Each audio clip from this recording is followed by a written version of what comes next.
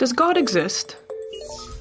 Or is the material universe all that is, or ever was, or ever will be? One approach to answering this question is the cosmological argument. It goes like this: whatever begins to exist has a cause. The universe began to exist, therefore, the universe has a cause.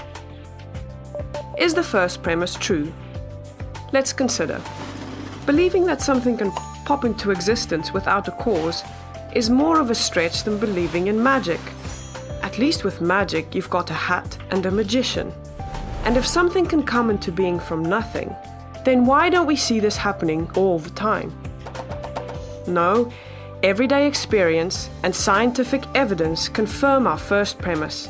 If something begins to exist, it must have a cause. But what about our second premise? Did the universe begin, or has it always existed? Atheists have typically said that the universe has been here forever. The universe is just there, and that's all. First, let's consider the second law of thermodynamics. It tells us the universe is slowly running out of usable energy. And that's the point. If the universe had been here forever, it would have run out of usable energy by now. The second law points us to a universe that has a definite beginning. This is further confirmed by a series of remarkable scientific discoveries. In 1915, Albert Einstein presented his general theory of relativity. This allowed us, for the first time, to talk meaningfully about the past history of the universe. Next, Alexander Friedmann and Georges Lemaitre, each working with Einstein's equations, predicted that the universe is expanding. Then in 1929, Edwin Hubble measured the red shift in light from distant galaxies. This empirical evidence confirmed not only that the universe is expanding, but that it sprang into being from a single point in the finite past. It was a monumental discovery, almost beyond comprehension.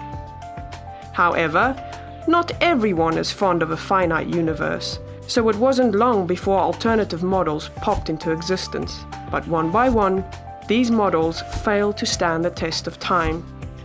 More recently, three leading cosmologists, Arvin Bord, Alan Guth, and Alexander Vilenkin, prove that any universe which has on average been expanding throughout its history cannot be eternal in the past, but must have an absolute beginning. This even applies to the multiverse, if there is such a thing. This means that scientists can no longer hide behind a past eternal universe. There is no escape. They have to face the problem of a cosmic beginning. Any adequate model must have a beginning, just like the standard model. It's quite plausible then that both premises of the argument are true. This means that the conclusion is also true. The universe has a cause. And since the universe can't cause itself, its cause must be beyond the space-time universe. It must be spaceless, timeless, immaterial, uncaused, and unimaginably powerful, much like God. The cosmological argument shows that, in fact, it is quite reasonable to believe that God does exist.